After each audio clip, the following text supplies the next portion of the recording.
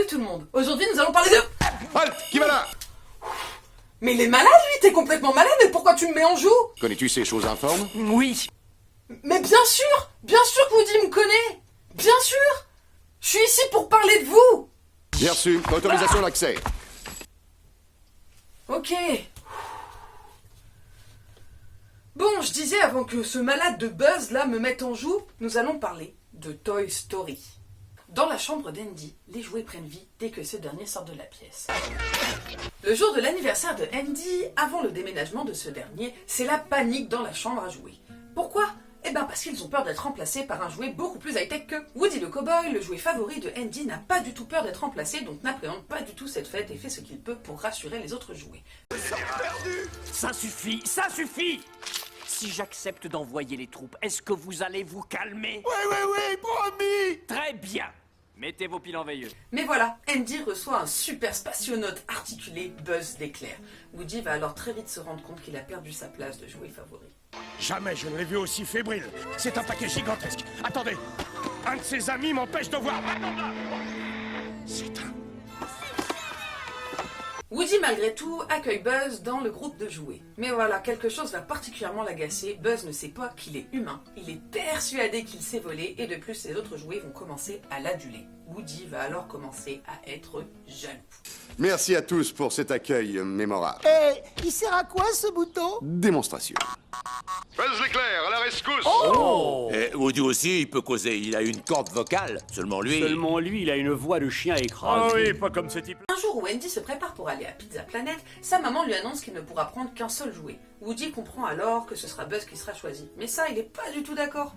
Donc, il va choisir de lui tendre un piège. Ce piège consiste à faire tomber Buzz derrière le lit, là où Andy ne pourra pas le trouver. De ce côté, là en bas, un jouet sans défense, il est tombé dans un piège. Il n'y a pas une minute à perdre.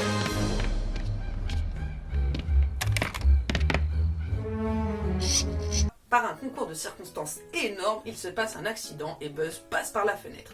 Les autres jouets regardent Woody avec haine, pensant qu'il a décidé de tuer Buzz par pure jalousie. Buzz. Oh, je ne le vois pas C'est s'en aller. affreux! Vous avez vu ce qui s'est passé? Andy, ne trouvant pas Buzz, choisit alors Woody et l'emmène à Pizza Planet. Buzz, qui est tombé en dessous de la fenêtre, voit soudain Andy avec Woody qui vont dans la voiture. Il embarque alors dans le véhicule dans l'objectif de se venger de Woody.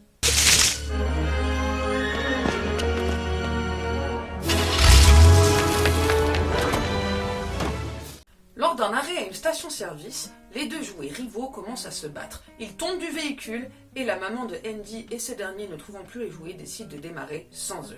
Commence alors une aventure rocambolesque avec Woody et Buzz qui ont un caractère totalement opposé mais qui devront malgré tout faire équipe pour rentrer chez eux avant le déménagement. Je vous conseille de regarder non pas Toy Story 1 mais tous les films Toy Story car ces derniers dépeignent parfaitement le passage de l'enfance à l'âge adulte. J'ai d'ailleurs pleuré en visionnant le 3, mais ça on en parlera peut-être dans une autre vidéo. Il montre également qu'il ne faut pas se fier aux apparences dans la scène où les jouets de Sid apparaissent.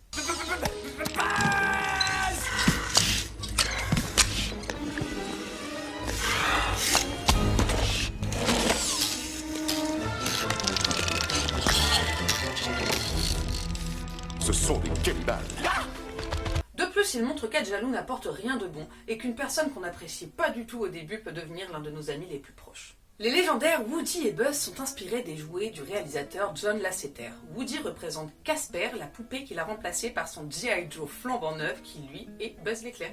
Le choix du cow-boy et de l'astronaute en tant que jouet phare de la saga n'a pas été laissé au hasard. Il représente un phénomène culturel bien réel.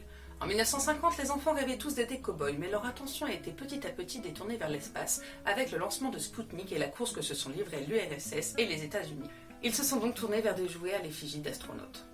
Le spationaute devait à la base s'appeler Larry Lunaire, mais les scénaristes ont finalement décidé de l'appeler Buzz en hommage à Buzz Aldrin, le deuxième homme à avoir marché sur la Lune.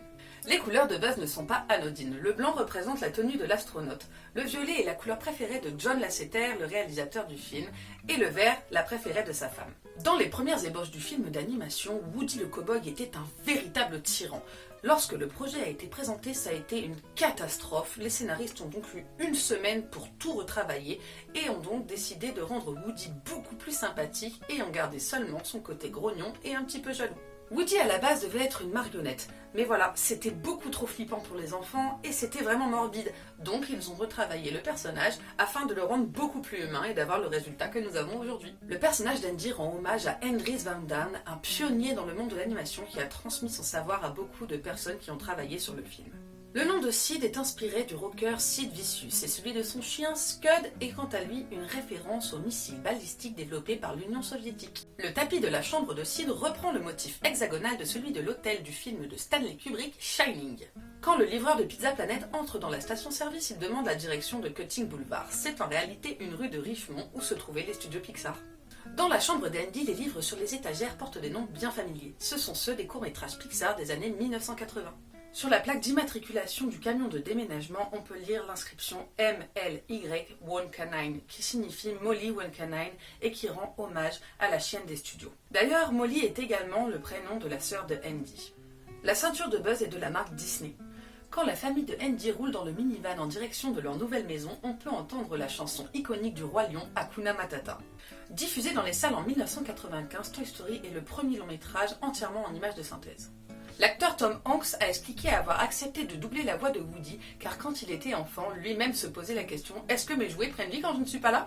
L'aviez-vous remarqué? Au lieu de fermer les deux yeux en même temps, Woody et tous les autres jouets ferment les yeux tour à tour.